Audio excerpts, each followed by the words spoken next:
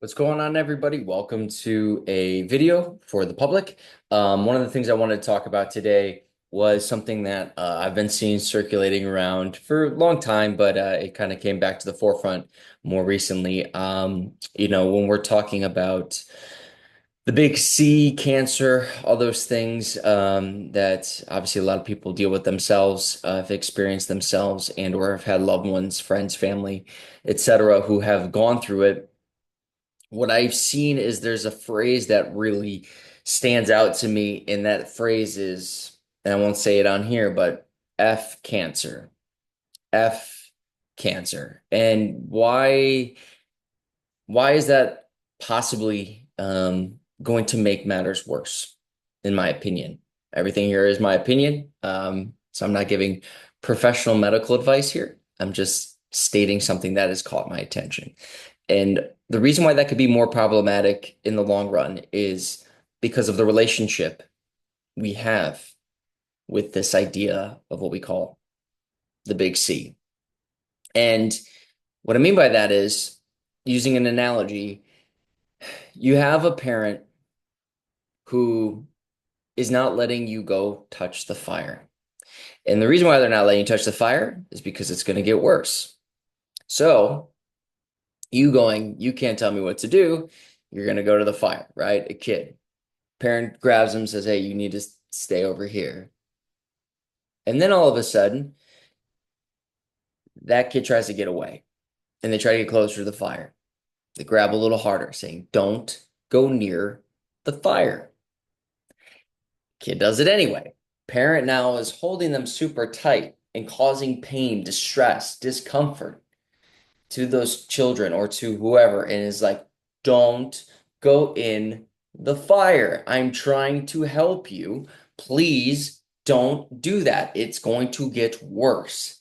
And that's when the kid or the teenager turns around and says, "F you, F you, F mom, F dad." And then they go and do it. And they try to do it, right? And the point I'm getting at here is that wanting, that need to go, I'm trying to protect you. I'm trying to take whatever toxic environment you are in, mentally, emotionally, physically, spiritually, and I am trying my best to compartmentalize this for you. I'm trying to take this toxic overload that in which you are experiencing or which you are living in, and I'm trying to package it. I'm trying to put it in spots so we can heal, or it's not going to have as big of an effect. But the more toxic overload you add, the more I'm going to have to do this, the more I'm going to have to create an environment where it is going to cause discomfort, stress, a distressful state. And the reason why, in my opinion, is because it's trying to protect you. It's going, "I'm doing what I can with what I can for the time being. I need your help. And sometimes let me slow you down. Let me make sure you can't go at the speed in which you're moving. You aren't going to be able to do the things you used to do because I need you to be safe.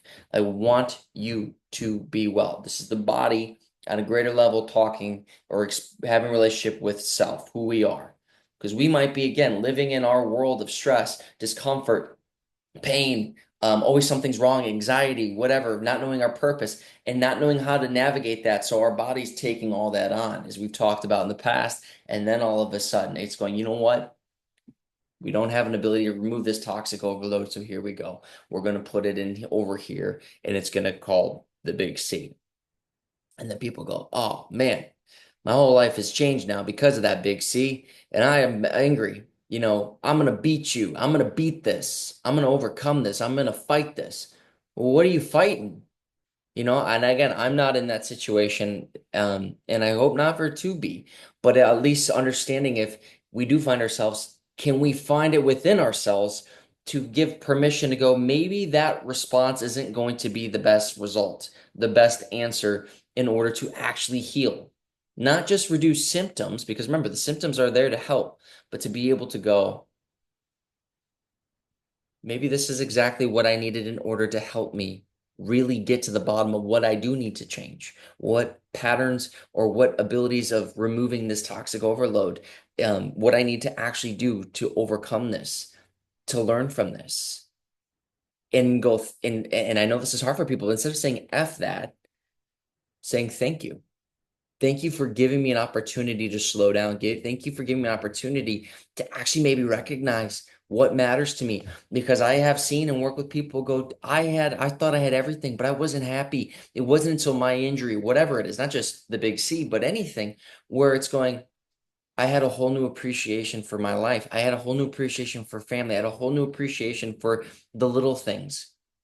And if that's not a win or a way to be grateful, and we can't see that or we can't give permission to embrace that, the question I have is, are we missing the big point of the very traumatic, bigger, healing responses or communications from the body? And some of you will say, Pat, you're not in my shoes. You don't know the pain I'm going through. I totally hear you. And I do empathize. And I'm not saying you can't feel that pain, but it is also an ability, hopefully, for you to go, instead of looking at that pain or that situation or that what we call the big C as the culprit, as the problem to your life. And we usually say, F it, I'm going to fight you. I want to work with you. I want to listen to you.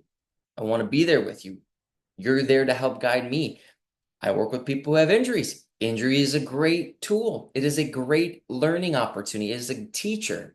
Why do I know pain and injury is a teacher? Because if you can't go here, it's going to go, nope, not going there. And guess what? We listen. That's the point. We have to learn how to listen to it. Thanks for letting me know. We won't do that.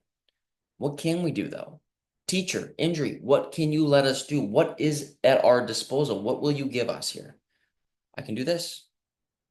Great. Thank you for guiding us. That is now what we will do. We will work with them. But it's not looking at injuries. It's like, oh, darn it. Oh, man, you stink. You did this to me. No, that's one way to look at it. But I would hope that many of you can see injury, the big C, these communications from the body as an opportunity to learn, to grow, to find gratitude, appreciation, even though this is the times where people go, it's the worst of the worst. How can I find that? That's part of the growing experience. That's part of the learning experience is to go at my lowest or wherever it is. Can I still have a kind heart? Can I have gratitude? Can I have respect for myself? Can I have respect for others? Can I have respect for the healing process? And it's hard, man. It's not easy. I get it. I totally get it. But what I'm here, hopefully, to share with all of you and hopefully get you thinking. Um, is instead of saying F whatever, thank you, whatever. Just try.